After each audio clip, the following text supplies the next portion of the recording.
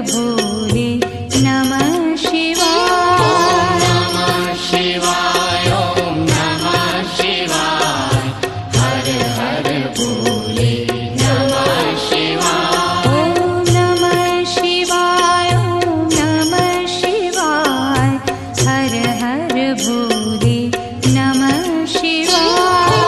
नमः शिवाय ओम नमः शिवाय हर हर भोले नमः शिवाय। रामेश्वराय शिव रामेश्वराय हर हर भोले नमः शिवाय। रामेश्वराय शिव रामेश्वराय हर हर भोले नमः शिवाय। नमः शिवाय ओम नमः शिवाय हर हर भोले।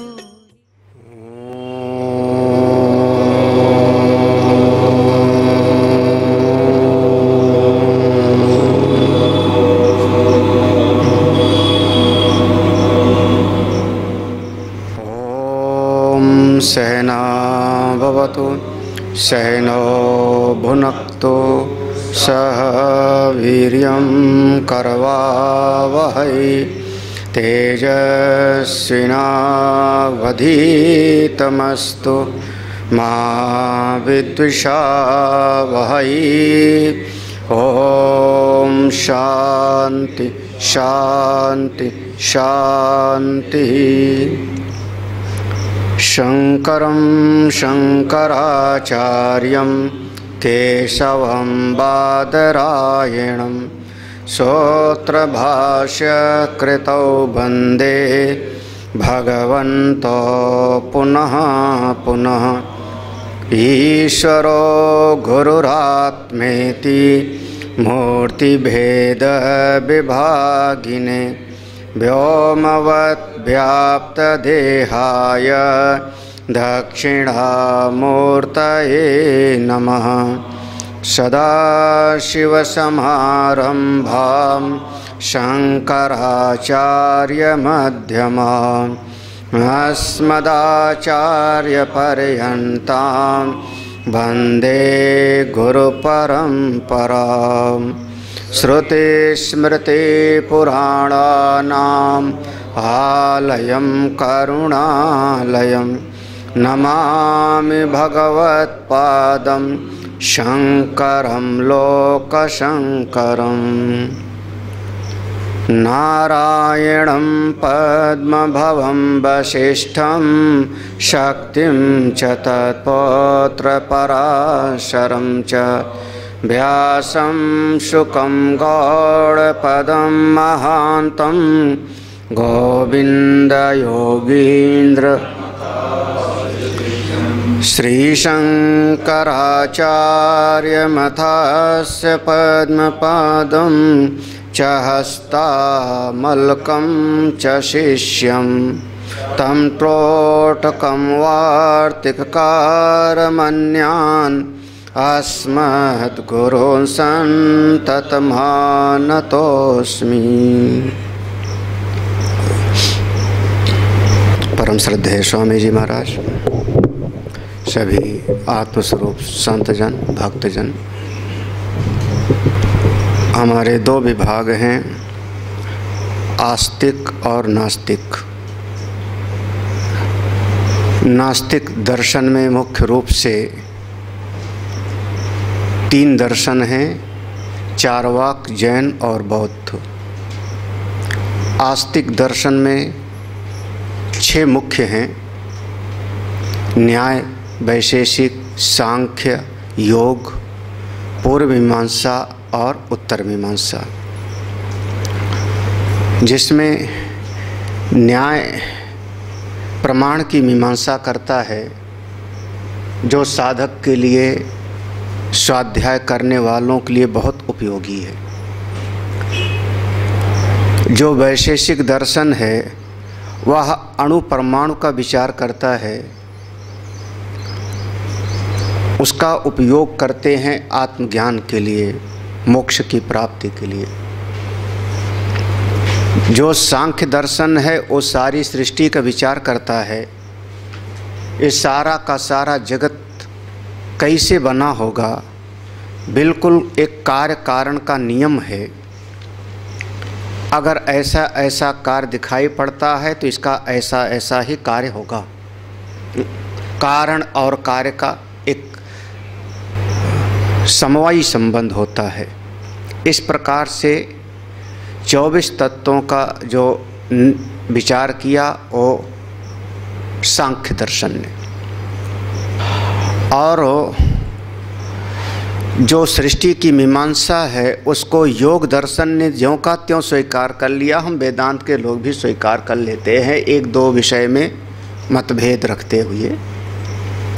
योग दर्शन ज्यों का त्यों स्वीकार कर लेता है सृष्टि मीमांसा का, लेकिन साधन की दृष्टि से थोड़ा एक कदम और आगे जाते हैं। केवल सृष्टि का विचार ही प्रतिपाद्य नहीं है, हमारी साधना कैसे हो, इसलिए नाम ही पड़ा योग दर्शन। और सीधे अगर कोई, हम लोगों की परंपरा में भी अगर कोई सब ना स्वाध्याय करे तो न्याय, योग और वेदांत में प्रवेश कर सकता है। न्याय को थोड़ा समझना अनिवार्य माना जाता है, क्योंकि युक्ति चाहिए।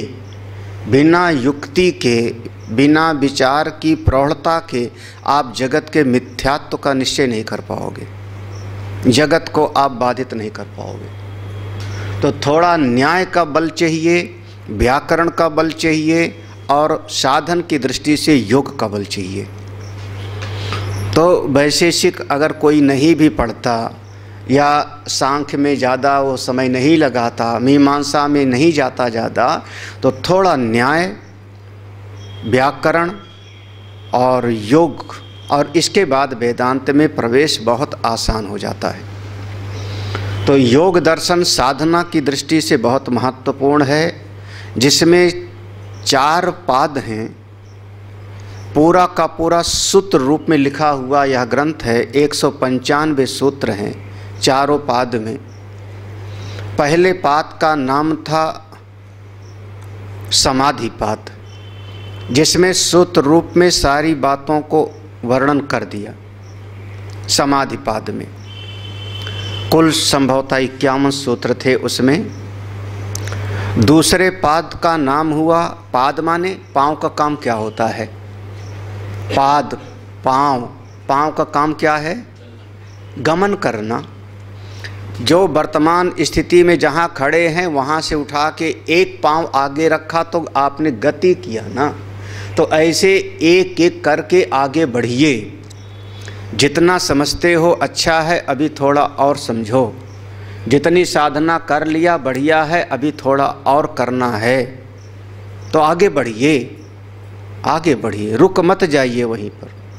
जितना समझते हो अच्छा है, जितना कर लिए हो अच्छा है, लेकिन थोड़ा और कर लो, थोड़ी साधना और कर लो, कितना अच्छा हो जाएगा।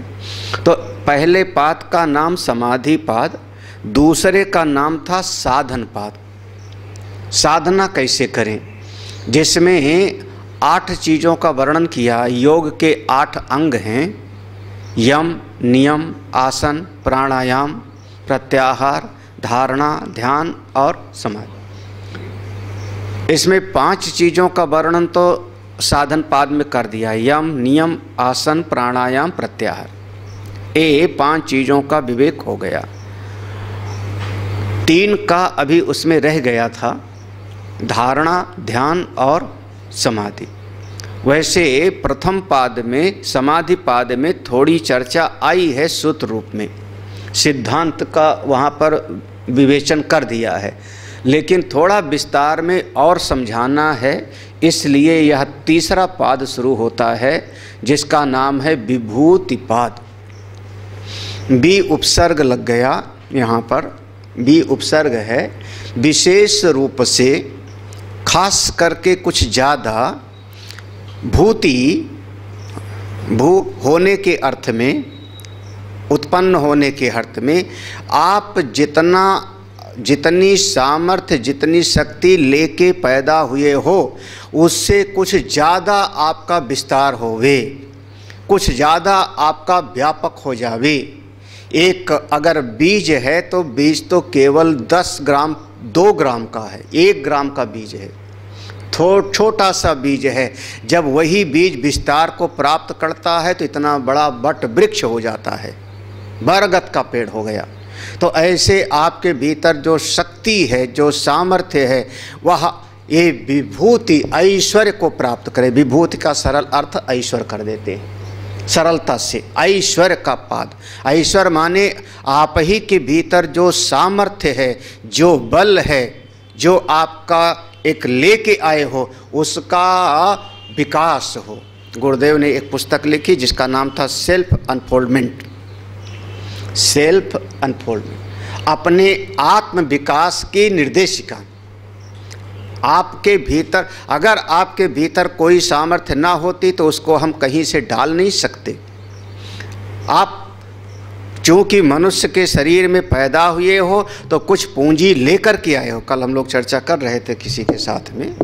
हाँ, तो एक अगर कोई ऐसा बच्चा है जिसकी मंद बुद्धि है, उसकी बुद्धि में प्रज्ञा शक्ति नहीं है, अब हम लाख उसको बढ़िया से बढ़िया विद्यालय में डाल दो, आप बड़े से बड़े 50 ठो आपके उसके लेकर करके ट्यूटर रख दो, मास्टर रख दो, कहाँ से हो भैया?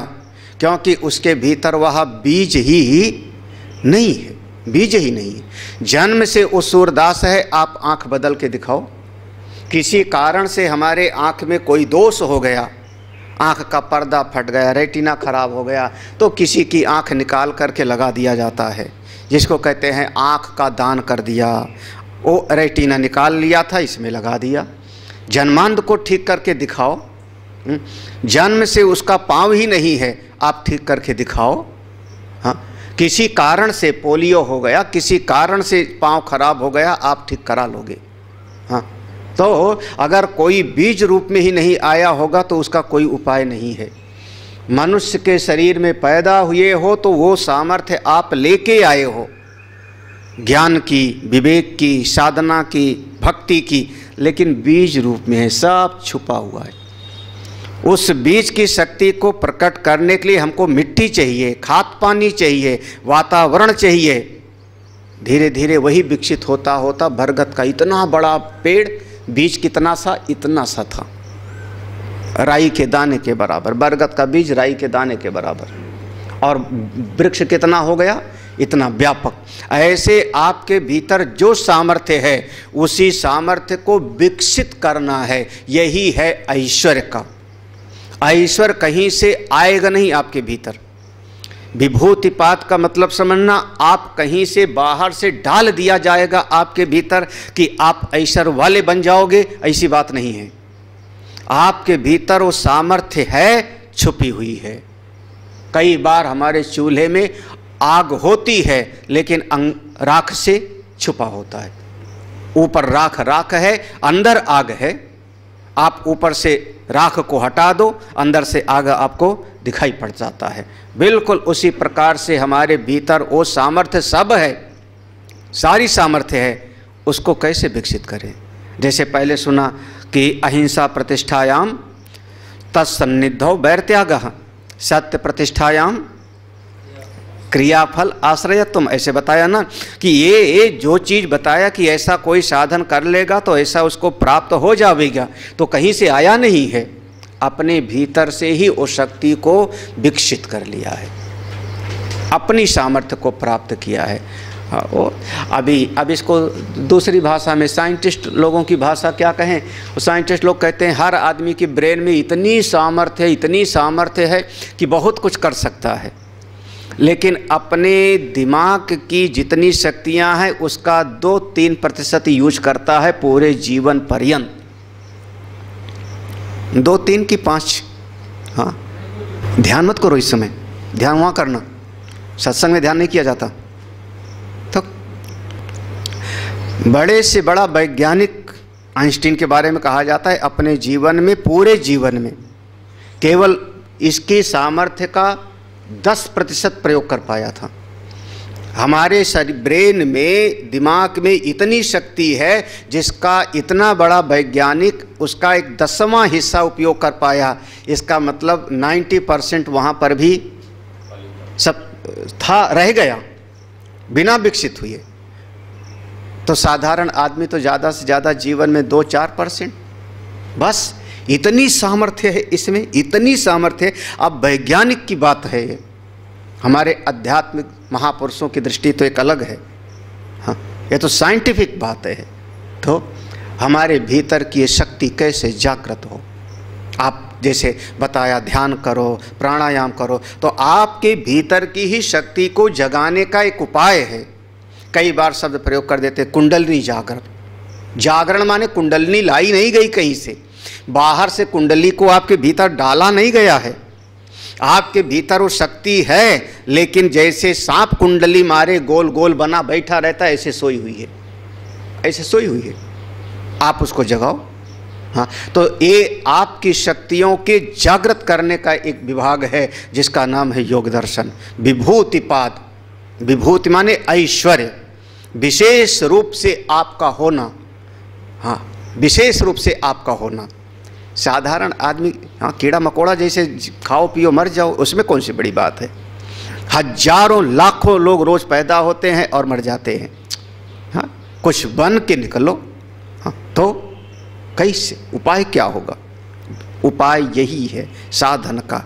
इसलिए एक तीसरा पाद शुरू होता है विभूति, भी उपसर्ग, विशेष रूप से होने के अर्थ में कुछ खास। अब इसको एक भाव दे दिया ऐश्वर्य विख्यात।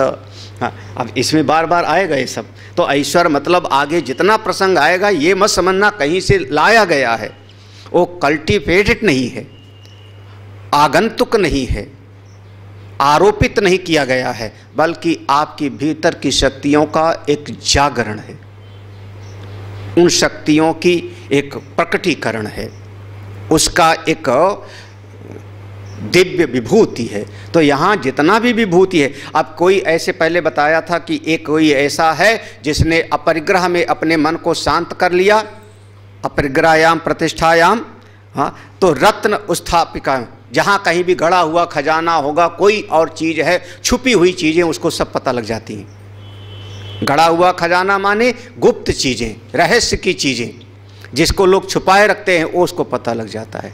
तो कहीं से लाया नहीं हो, बल्कि उनके भीतर एक सामर्थ्य है, जिस सामर्थ्य को उन्होंने विकसित कर लिया। कैसे? अपरिग्रह की दृष्टि से, हाँ अस्ते रत्न उपास्थापिका, हाँ अस्ते की दृष्टि से है ना, उसको ले। अपरिग्रह में क्या था? हाँ जन्मांतर कथा संबोधा, जन्मांतर अनेक अनेक जन्मों की जो चीज़ उनको याद आ जाती है। तो ये सब की सब उनके भीतर की शक्ति का एक आविर्भाव है, प्रकटीकरण है। नाम हुआ तीसरे पाद का विभूतिपाद। इसमें 3 और जो अंग हैं उनका विशेष रूप से वर्णन है, और थोड़ा इसमें ऐश्वर्य की बात है, महिमा की बात है। हाँ ये अगर कोई योग आदि करता है तो कुछ विशिष्ट होके निकलता है, कुछ विशिष्ट होके निकलता है।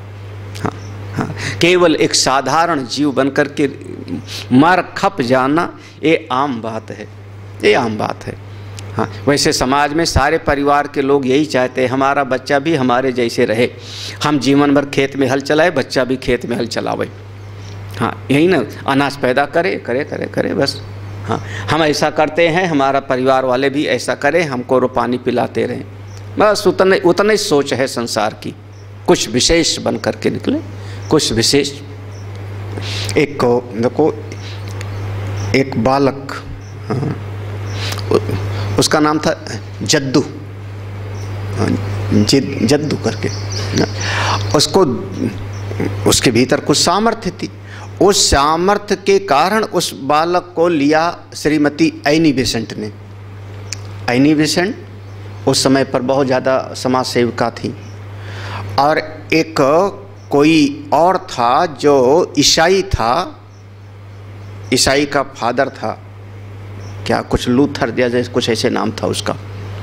हाँ इन दोनों ने मिलकर के उसको तैयार किया, उस बालक को, और इतना तैयार किया कि फिर उसको भगवान जैसा संबोधित करना था कि ये ही भगवान है। जो हमारे भारतवर्ष में जिनको भगवान कहते हैं, यही भगवान है। और काफ़ी सालों तक प्रयास किया इन लोगों ने, एनी बेसेंट, और उन्होंने संस्था बनाई थी। उस संस्था के अंतर्गत बाद में उस बच्चे को जब पहली बार संबोधन के लिए लाया गया कि अब वो जैसे प्रोजेक्ट को दिखाने के लिए, तो डायस पर जब वो पहला शब्द बोला, प्रवचन बोले, तो उन्होंने कहा मैं कोई ईश्वर नहीं हूँ, आप ही के जैसा हूँ, I am not a God. उनका सारा धराशायी हुआ। बाद में नाम मशहूर हुआ जे कृष्णमूर्ति करके, जे कृष्णमूर्ति। पढ़ा है ना एक आध किताब भी पढ़ डाली होगी, हाँ किताब भी पढ़ डाली है। उनकी किताब फिर विदेशों में चलती थी, विश्वविद्यालयों में लगी उनकी पुस्तकें।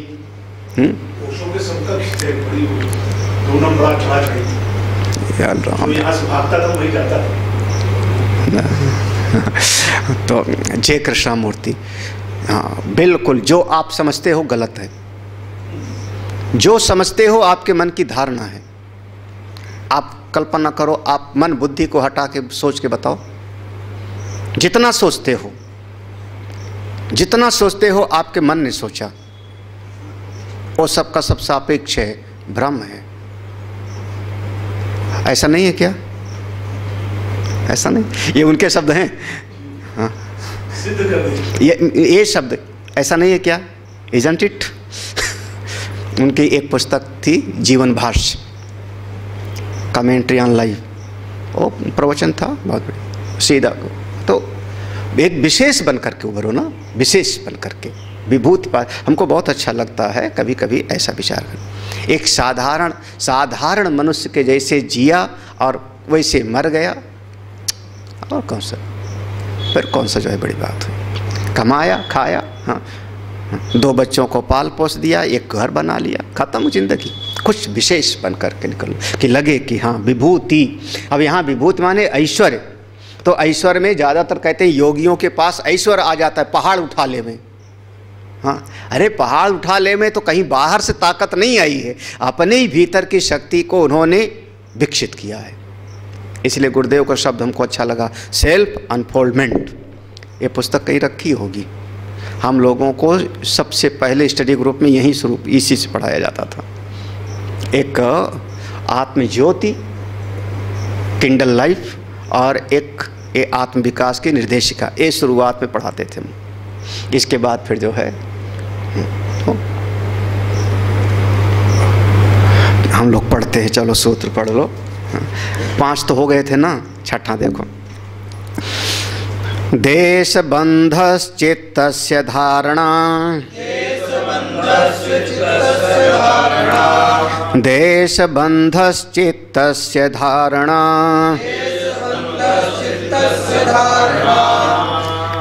एक सूत्र में धारणा शब्द को दे दिया। वो जो अब यहाँ पर धारणा है ना, देखना 5 के बाद 6वीं सीढ़ी है, यम नियम आसन प्राणायाम प्रत्याहार। ये 5 हो चुका था, और कई जगह पर तो वहाँ यम नियम के लिए 10-10 सूत्र हो गए थे, 5-5 सूत्र हो गए थे। 5 के बाद में 6वीं स्थिति पर आप चढ़ोगे। पहले चाहो कि आप 6वीं सीढ़ी पर मैं चढ़ जाऊं तो आप गिर जाओगे, पांव टूट जाएगा, आपको एक सीढ़ी से चढ़ना पड़ेगा।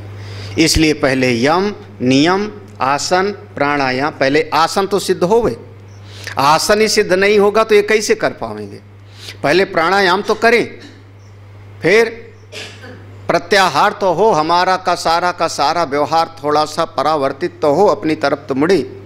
तो अब स्थिति ये है कि कोई एक विषय ले लो, कोई एक विषय, और उस विषय पर आपका चित्त पूरी तरह से टिक जावे, इसी का नाम है धारणा।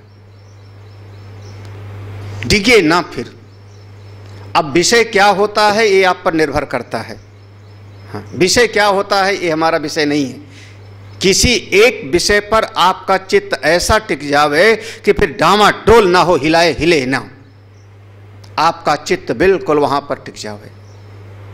हाँ, इस चीज को समझाने के लिए एक दिया दृष्टांत, एक प्रक्रिया दिया, नाम है त्राटक। सुना है ना त्राटक? त्राटक, हाँ,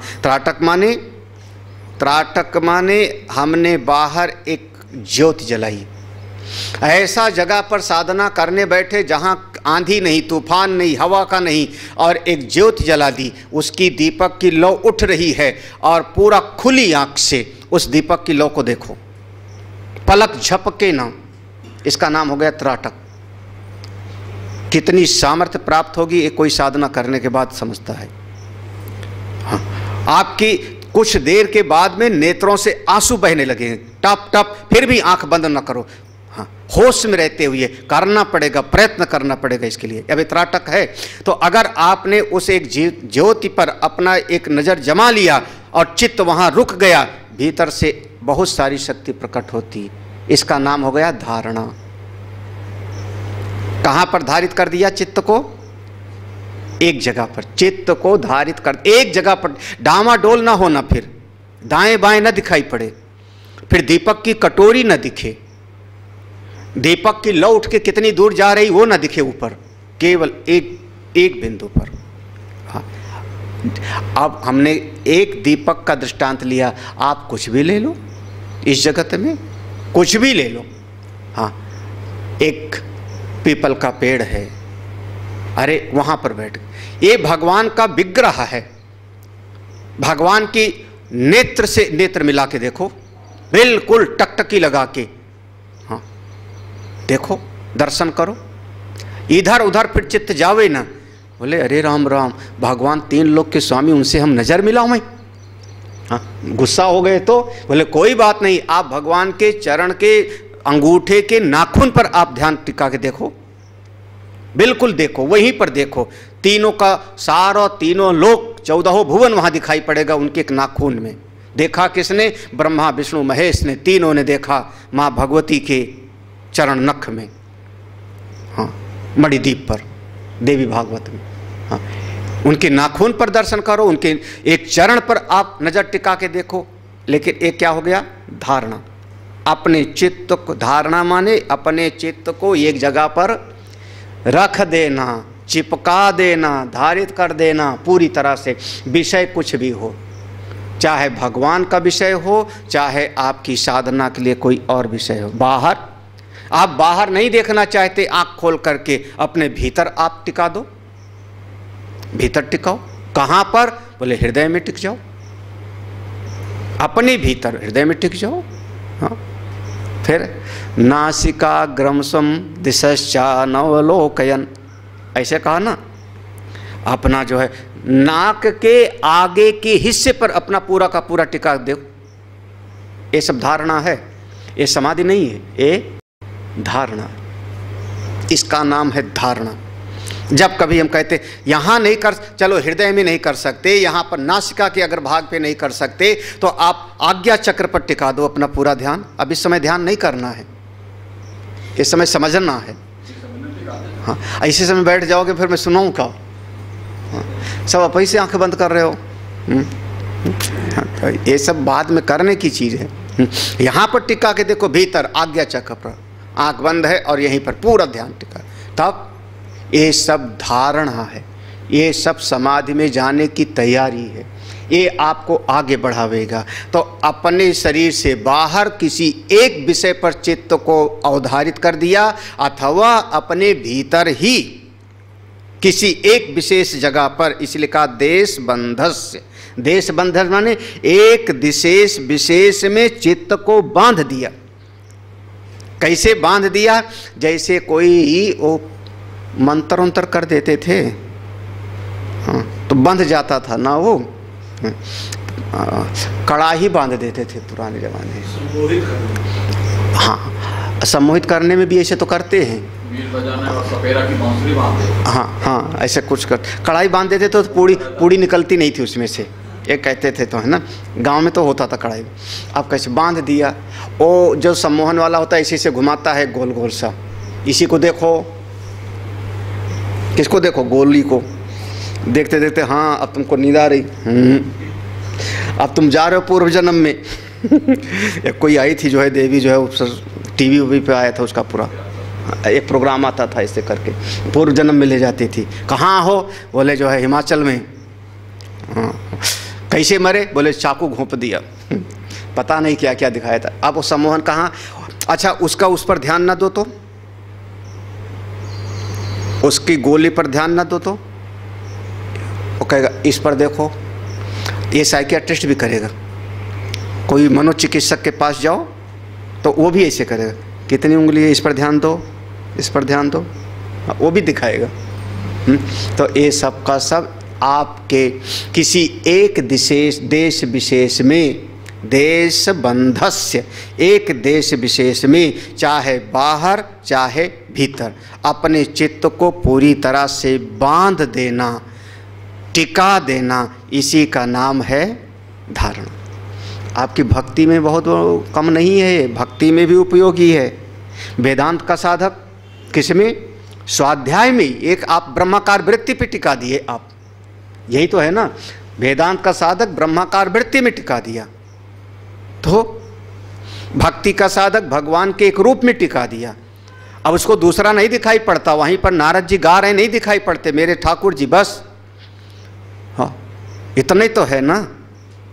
अगर ये साधना कर ले तो देखो, सूत्र एक है, अभी विस्तार में थोड़ा और आगे आएगा इसका। ये तीनों को एक करके तब आगे बढ़ेंगे। अब ये तीनों को एक करेंगे तो देश बंध चित्तस्य धारणा, समझ में आ गया सूत्र ना। किसी एक देश विशेष में चित्त को टिका देना, रोक देना, इसी का नाम है धारणा, इसी का नाम धारणा। और ये बहुत बहुत बड़ी एक सामर्थ्य है। अभी आपका चित्त डामाडोल रहता है, एक किताब उठाया, एक पन्ना पढ़ा, तब तक जो है दूसरी किताब उठाई, उसको रख दिया, उसको पढ़ा, तब तक फिर मोबाइल उठा के देख लिया, अच्छा कुछ व्हाट्सएप पे आया, उसको रख दिया, फिर फेसबुक खोल लिया, अच्छा इसमें क्या आया, फिर उसको रख दिया। करते हो कि नहीं करते हो? आपका चित्त एक जगह पर टिक रहा है, टिक रहा है।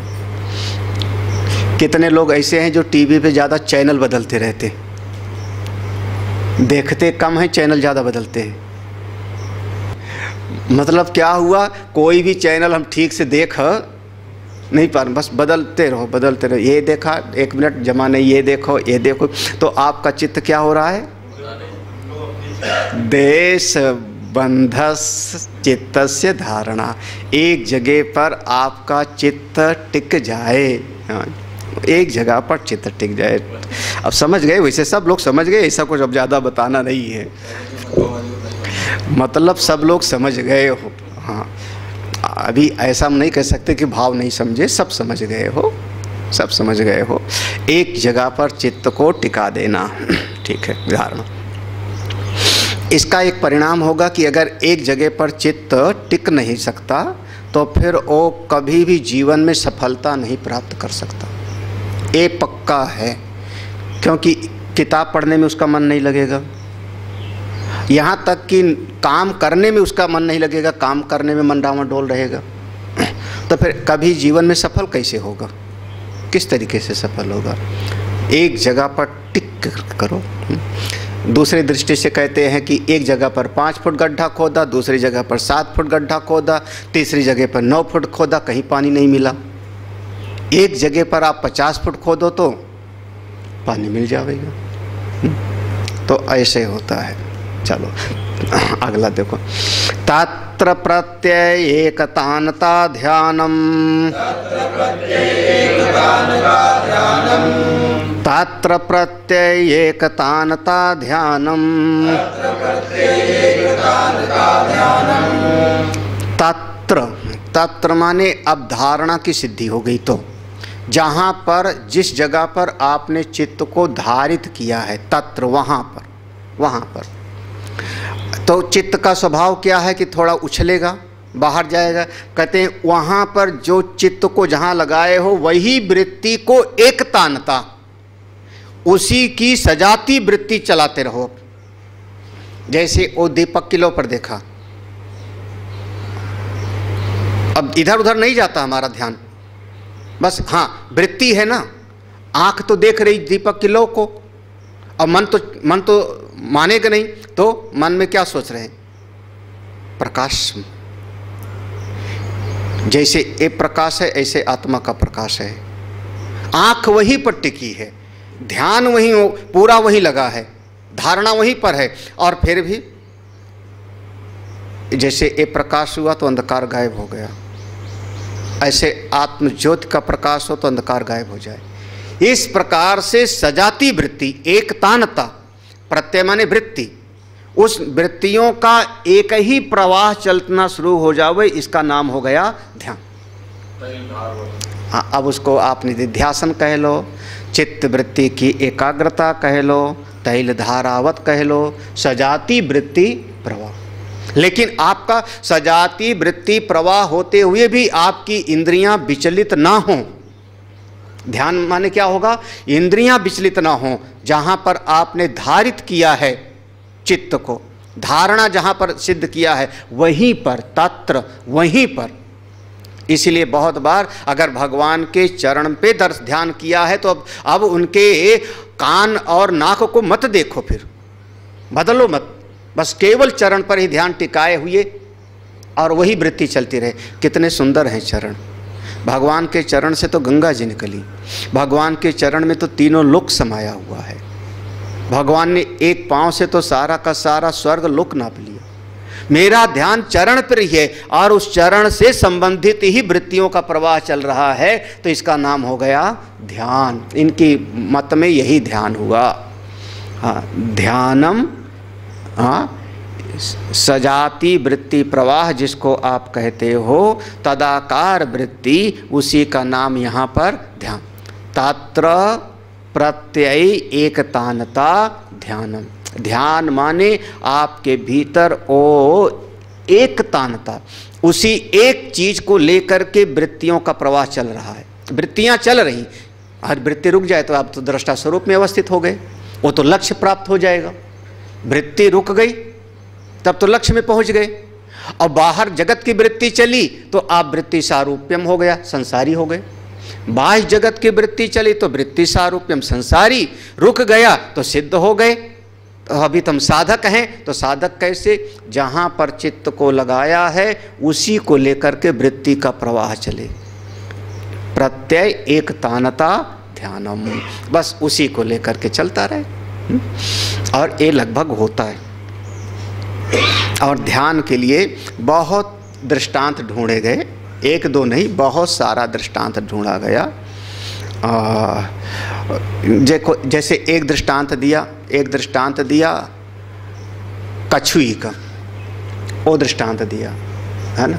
वो जल में रहती है, कछुआ जल में रहता है, जल में अंडा दे नहीं सकती, वो तो बह जाएगा। तो कछुआ कछुई जल से बाहर आकर के अंडे देते हैं, रेत में दबा देता है, रेत में दबा देता है अंडा। उसके बाद वो जल में ही रहने वाला, जल में चला जाएगा कछुआ कछुई सब। बाद में वो रेत के अंदर ही, कहते हैं, वो मन से अपने अंडे का भाव बनाए रखती है और धीरे धीरे वो जो है वो अंडा जो है पक जाता है।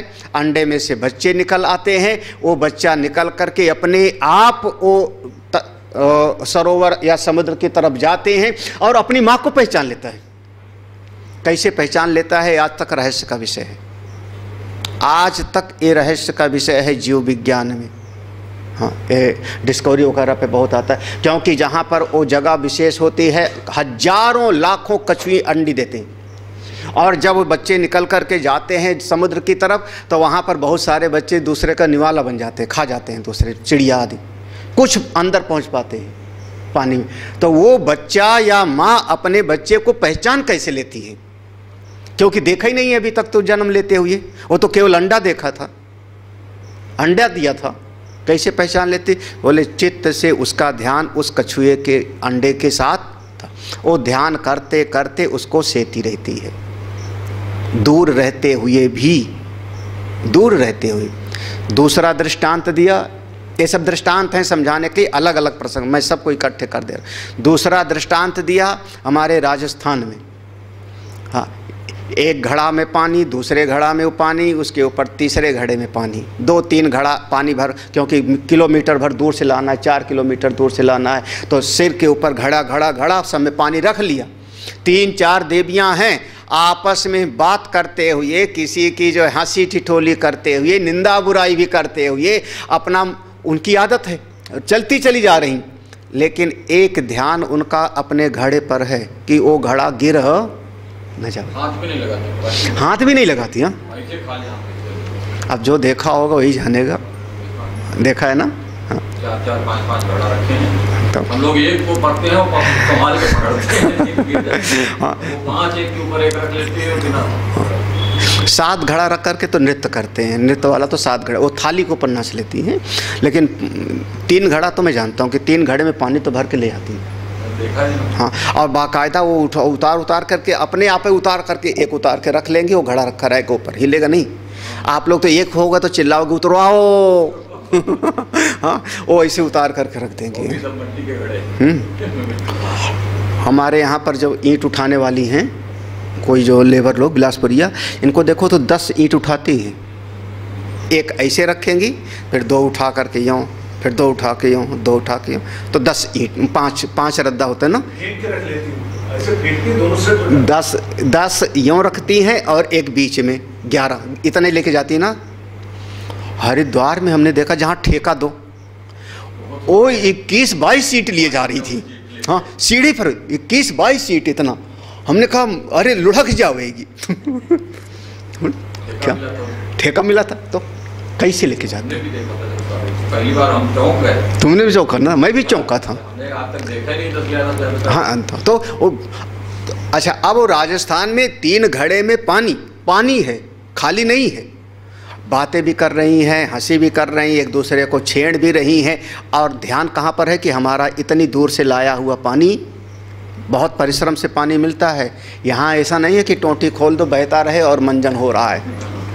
हाँ, हम लोगों के असर में लगभग ऐसे होगा।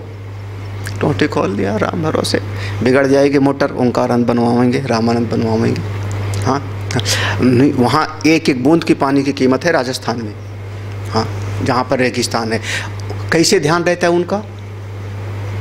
सब कुछ करते हुए उस तरीके से ध्यान।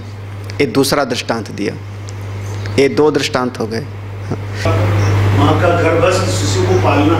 अरे गर्भस्थ शिशु पर तो ध्यान रहता है। जब बच्चे का जन्म हो गया, 10 लोग कमरे में सोए हैं, छोटा बच्चा भी लेटा है। छोटा बच्चा रोए तो माँ जग जाती है, 9 सोए रहते हैं। क्यों? हाँ, उसी कमरे में शादी विवाह का मौका है, उसी कमरे में 10 लोग आराम लेट गए हैं।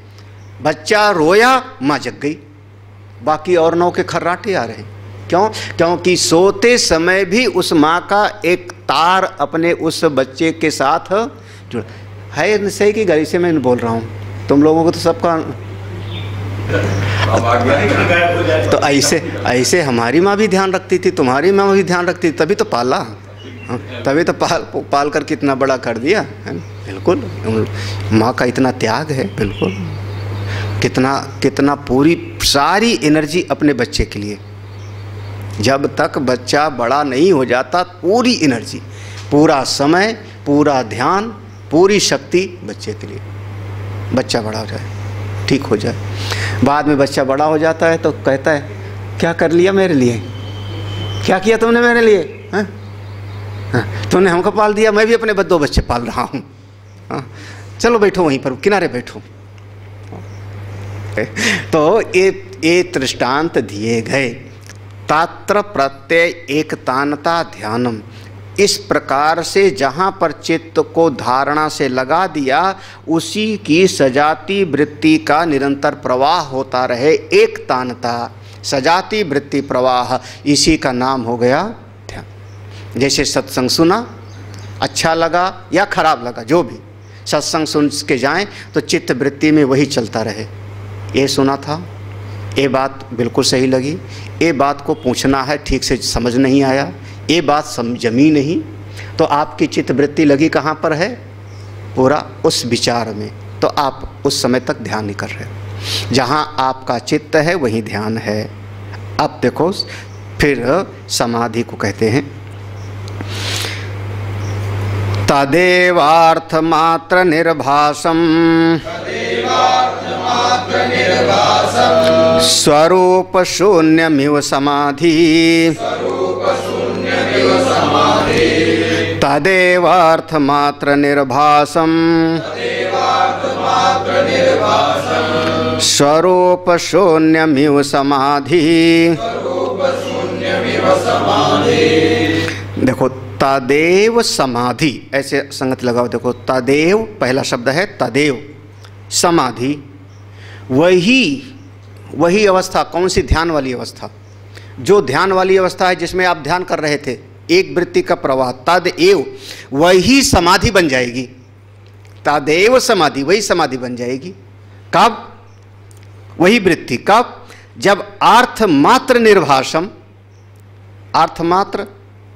अब केवल जहां पर आप चित्त को लगाए थे, जहां पर वृत्ति का प्रवाह चल रहा था, सजातीय वृत्ति का, वहां केवल अर्थमात्र, उस जो आपकी वृत्ति थी उसका जो अर्थ है, केवल उसी का आभास रह गया।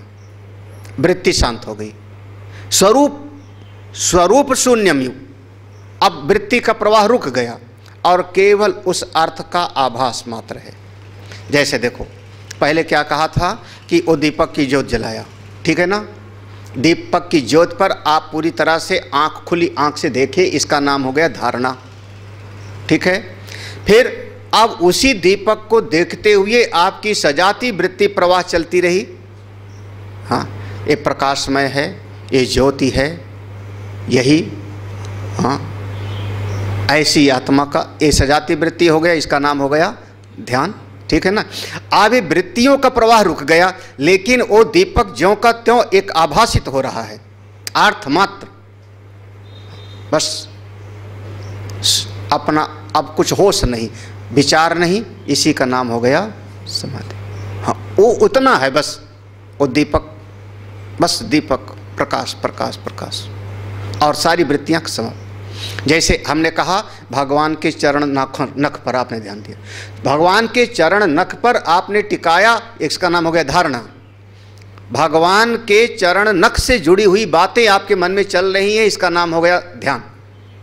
भगवान के चरणों से ही गंगा जी निकली, भगवान के चरण में ही तीनों लोग समा, अब इसका नाम हो गया ध्यान, सजाती वृत्ति। और सारी वृत्तियां शांत हो गई। वृत्तियां जो ध्येय था, वृत्तियों का जो आधार था चरण नख, केवल बस उतना ही उतना दिखाई पड़ रहा है, केवल आभास मात्र है, और भीतर से सब शांत। कुछ क्षण इस अवस्था में चले गए, उसका नाम हो गया समाधि। तादेव, वही अवस्था में अर्थ मात्र निर्भाषम, जब वो वृत्ति का अर्थ मात्र आभासित है, स्वरूप शून्यम इव, अब ऐसा कुछ होश नहीं हो, और कोई होश नहीं है। मैं शरीर हूँ कि मैं देह हूँ कि मैं बुद्धि इंद्रिय, कोई होश नहीं है। शून्य के जैसी स्थिति हो गई, केवल उतना उतना उतना, उस अवस्था का नाम समाधि। ये तीन शब्द हो गया, धारणा, ध्यान। देखो एक ही सूत्र में तो है, तीनों को एक एक सूत्र में बता दिया, धारणा, ध्यान। अरे जब कुछ देर तक आप चिंतन करते रहे, हाँ समझ में आ गया। क्यों?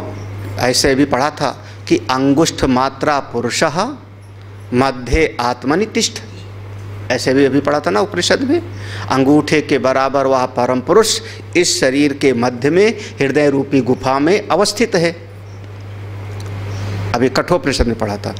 अब हम हृदय के अंदर अपने उस हृदयाकाश में अपना, उस पर हमने अपने चित्त को टिकाया, बाहर नहीं जाने देंगे, इसका नाम हुआ धारणा।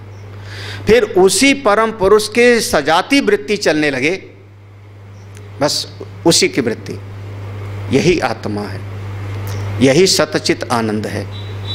यह जो प्रकाश स्वरूप है हृदयाकाश में नित्य है, हाँ, ये दिखाई नहीं पड़ता, अदृष्ट है, अव्यवहार्य है, अग्राही है, हाँ, अव्यपदेश है, अचिंत्य है, अलक्षण है, निर्गुण निराकार है। अब ये सब ध्यान हो गया और ये सारे शब्द समाप्त हो गए। अब कोई वृत्ति नहीं, और केवल बस उस प्रकाश प्रकाश प्रकाश अंतःकरण में, बस उतना, इसका नाम हो जाएगा समाधि। हाँ, तदेव अर्थ मात्र निर्भासम, उस अवस्था में केवल उस अर्थ मात्र का आभास हो रहा है, बाकी स्वस्वरूप शून्यम इव, बाकी और कोई चीज का आभास नहीं हो रहा है, सब शून्य के जैसा लग रहा है। लग रहा है जैसे शरीर भी नहीं है, इंद्रियां भी नहीं, मन भी नहीं, केवल वही वही रह गया। जहाँ ध्यान टिक लगाए थे, जहाँ हमने धारणा किया था, उस अवस्था का नाम समाधि। समाधि माने बस उसी का होश रहे और कुछ नहीं, बस अपने स्वरूप का, अपने स्वरूप का होश रहे, उस अवस्था का नाम समाधि। एक सूत्र और, हाँ, त्रयम एकत्र संयमः, त्रयम एकत्र संयमः, त्रयम ये तीन था ना, धारणा, ध्यान और समाधि, त्रयम तीन। एक एकत्र, एकत्र माने ये तीनों को किसी एक में जब हमने लगा दिया, इसको तीनों को एक साथ अगर हमको कहना होता है तो हम एक शब्द प्रयोग कर देते हैं, संयम। अब आगे जहाँ पर भी, अब आगे का जितना प्रसंग आएगा ये भूमिका बनाई है।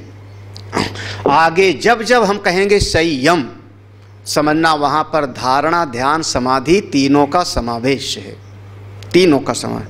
त्रयम एकत्र, एकत्र अपने उस एक आधार पर, जैसे हमने दीपक का दृष्टांत दिया, भगवान के चरण नख का दृष्टांत दिया, अपना हृदयाकाश में परम पुरुष का अंगूठे के बराबर, ये चाहे भीतर हो चाहे बाहर, उस एक जगह पर धारणा, ध्यान, समाधि लगती है। तो ये तीनों को एक साथ अगर हमको कहना होता है तो हम कह देते हैं संयम।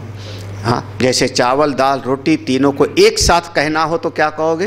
भोजन, है ना, तीनों का एक साथ समावेश है। तो त्रयम एकत्र संयमः। अब आगे, अब इसका विस्तार होगा, हम लोग शाम को देखेंगे। चलिए ठीक है। तो तीन, धारणा, ध्यान, समाधि, तीन है ना, तीनों का आज, तीनों को एक साथ कह दिया संयम। ये साधना के लिए जिसका चित्त एकाग्र हो जाए उसका, हाँ, अब जो पढ़ेगा याद हो जाएगा। स्वामी विवेकानंद कहते थे कि एक बार किताब देख लेते थे सबका सब। हाँ, महाराज श्री अखंडानंद महाराज कहते हैं हम पढ़ते नहीं, हम तो किताब सूंघते। हाँ, ऐसे कहते थे। कोई ग्रंथ दे दिया जाता, ऐसे ऐसे पलट करके देख लेते, कहते इसका जो मतलब है हम समझ गए, लेखक कहना क्या चाह रहा है वो समझ गए। 2-3 लाइन सामने के पढ़ ली, 2-3 लाइन आखिर में पढ़ ली और ऐसे ऐसे पलटा, बोले लेखक का मतलब गणित नहीं, अपना वेदांत के, नहीं तो आप लोगों को साइंस और गणित का नहीं। इस हाँ, तो हाँ, अब ओ जो लेखक है उसके मन को समझ गए, उसके मन से ऐसे ही निकलेगा बस। हाँ, तो वो तो कहते थे हम सूंघते हैं किताब। तो इसलिए जो है बिल्कुल कभी लेखक लोग आते थे पुस्तक वेट कर बैठे पढ़ने लोगों को बड़े प्यार से ले लेता हूँ, ये तो देखो प्यार से ले लेता हूँ। कभी सूंघ लेते हैं ओम पूर्णमदः पूर्णमिदं पूर्णात् पूर्णमुदच्यते पूर्णस्य पूर्णमादाय पूर्णमेवावशिष्यते। ओम शांति शांति शांति। हरि ओम। श्री गुरुभ्यो नमः।